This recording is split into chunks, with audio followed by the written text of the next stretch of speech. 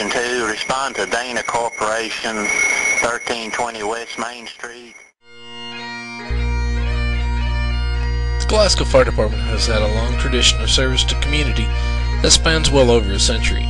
We recognize our organization as a department in 1884, but there have been some recent findings that the department may have started as the Glasgow Fire Company some 66 years earlier. Chiefs leading the Glasgow Fire Department history are Monroe Dinkerspiel as the first chief, Walter Dean as the second chief, Lewis Morris Sr. as the third chief, J.M. Pa Nelson serving from 1911 to 1946, Russell Kirk Francis serving from 1946 to 1972, Kenneth Pace serving from 1972 to 1987, Jim Wingfield serving from 1987 to 2000, Steve Ray serving from 2000 to 2003, and our current chief is Bobby Bunnell. In the beginning, the Glasgow Fire Department was all volunteer. Bucket brigades were the norm in the earlier years, as mechanized firefighting didn't begin in Glasgow until the teens and 20s. Early equipment that the firefighters had were buckets and a hose cart owned by the city, similar to the ones pictured here. As discussed earlier, the Glasgow Fire Department may have started earlier than 1884. In the history book recently received by the department, in the town meeting minutes dated April 29, 1819, it discussed the final payment of a fire engine that may have very well looked like the one pictured here.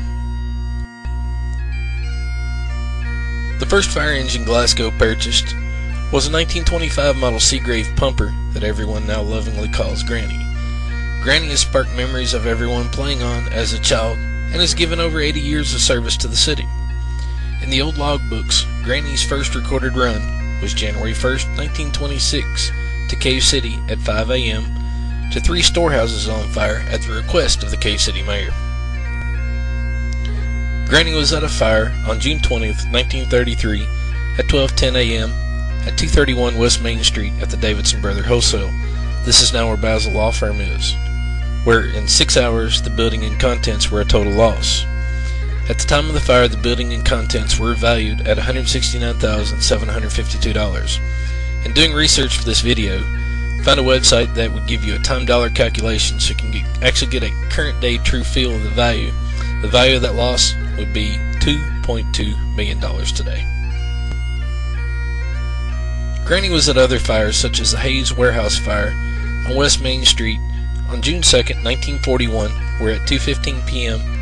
fire consumed a distribution warehouse with a building and contents valued at over $242,000. It seems like a lot of loss even for today, but if you add that time dollar calculation, the loss in that fire, current value today, will be $3.1 million. Discussing this fire with retired Chief Pace, it was determined that the fire had actually started from a rail car of matches that had just been unloaded. Firefighting from the beginning of Glasgow until the mid-1970s remained basically the same, what firemen know as putting the wet stuff on the red stuff. However, in the mid-1970s, fire service jobs began to evolve. Vehicle rescue, or extrication, became a standard duty of the firefighter's job. As our population has increased, so have the number of accidents the department responds to. Here the department is participating in a Before the Prom program at our local high schools to try to deter teenage drinking and driving. In the late 70s and early 80s, hazardous materials, or hazmat, probably caused one of the most drastic changes in the fire service today. Every member of the Glasgow Fire Department is trained to the technician level in hazmat. In the late 90s and early 2000s, the Glasgow Fire Department has broadened its jobs to now handling specialized rescue such as rope rescue, confined space rescue, and trench rescue. One job the department has done for a very long time is that of fire prevention.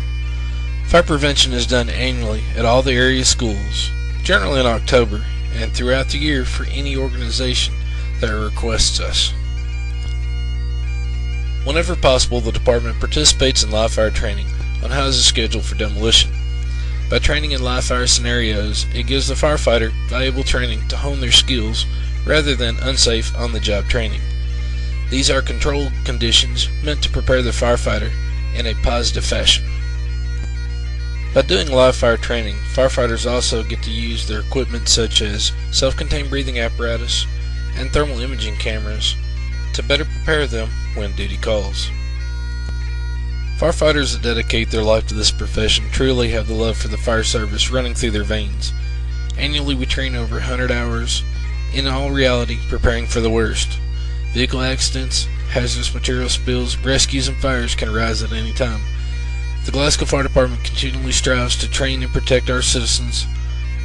The fire department is currently staffed with 36 firefighters, 12 each working on 3 shifts, 3 chief officers, and 6 dispatchers.